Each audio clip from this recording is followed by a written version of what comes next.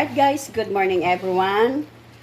For today's vlog, magluluto tayo ng pampano sinigang sa talbos ng kamote.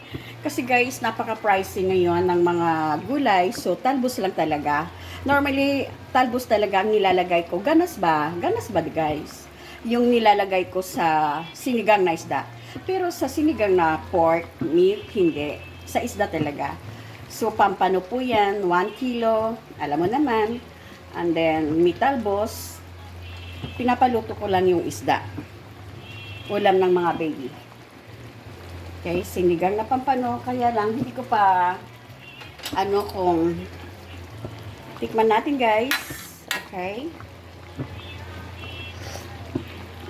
Wala pang asin. Kung sa amin to sa Leyte, pwede na yung ganitong loto, tinulang isda. Kaya lang, dito, sa mga anak ko, hindi nila nakasanayan yung tinola. Okay? So, masyado ng blurred dahil sa usok. Yan. For my kids, for my apo. So, ayan guys. Ayan. Busy day, Saturday. Okay? Lalagyan ko to ng pang-asim na. Kasi dito, hindi naman sanay sila. Ang alam nilang tinula guys, yung manok, tinulang manok, hindi tinulang isda. Hindi nila yung kakainin. So, kailangan kong lagyan ng original sinigang. Ito. Dalawang nilalagay ko guys. Kasi ayaw no nang hindi maasim. Pag sa isda guys, hindi ako naglalagay ng sinigang na migabi. Kasi lumalapot siya. Ayoko sa sinigang na isda malapot na sabaw. Pero sa pork, naglalagay ako nun. Yun ang nilalagay kong sinigang na may gabi. Kasi bumibili nga tayo ng gabi, diba? Para sa sinigang. So, okay. Lalagyan na natin yan. Wait lang, guys. Busy ang isang kamay.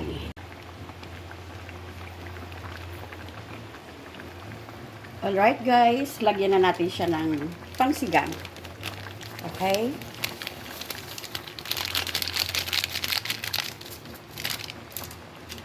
So, kasi ng mga anak ko. Ng anak ko yun, maasim ang sinigang.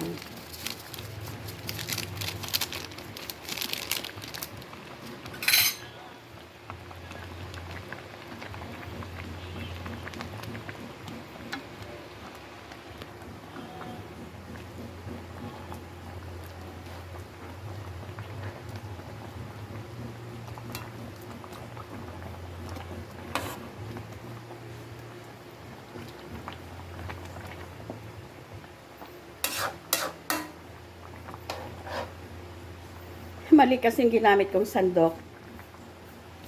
Nasusugat. Ay, tama yung sandok ko. Kasi hindi naman ito yung masila na kawali. Okay?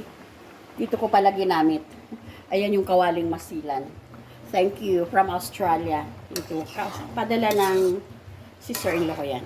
Eto, Pinoy kawali. Pero mas like ko to.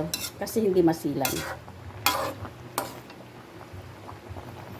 Hindi ako naglagay ng masyadong sabaw. Okay? Lutuin lang natin yung mix. Yung sinigang mix. And then, tikman na natin guys.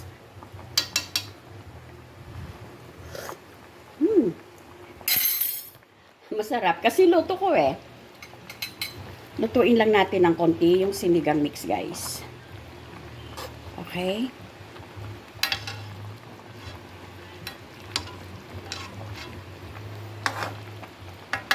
Alright, shout out to all my members. Yeah, thank you very much. And shout out to Auntie Cole yesterday. Happy trip. Mag-iingat ka sa biyahe, Bugto. And of course, to Marley Alexa 24. Shout out to Sally Vlog, shout out. Tita Liz Vlog, shout out. And the Pamangkin, Marites, shout out. And of course, Simply Nerving Variety, shout out. And Super Primo 60, shout out. This is Mine's Tulips. Yeah, shouting your names, guys. Sila po yung nabisihan ko for 2 days from Thursday and Friday. So, nakarating ako ng bahay kagabi 11 p.m. Yeah, umalis ako ng 8 a.m. ng morning. Pero mo yan, guys. Pero the other day, Thursday, umalis ako ng 7.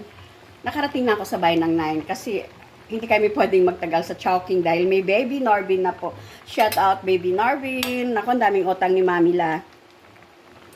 Okay. Happy to see you guys for 2 days. Tita Lins, thank you. Thank you, Tita Lins. 2 days ko siyang kasama, guys. Tita Lins, tara! Hala, sige, saan sisilab? Oo lang siya ng oo. Guys, ang bait ni Tita Lins. Kasi dati si Sisi Lalabs ang niyayaya ko lagi. Ayoko na kasi may baby. Baka anong mangyari sa baby pag niyaya ko tapos dalhin. Si Tita Lins, anytime, anywhere. Yeah. And also Sisi Love. Alright? Thank you sa Shingaling-aling, Ding Dong, and Pilipit. Sisi Sally, thank you, and Sisi Love. Alright? This is for today. Thank you very much for watching. Till my next vlog. Happy Saturday, everyone, and happy weekend. Bye for now. Bye-bye. I love you all, guys.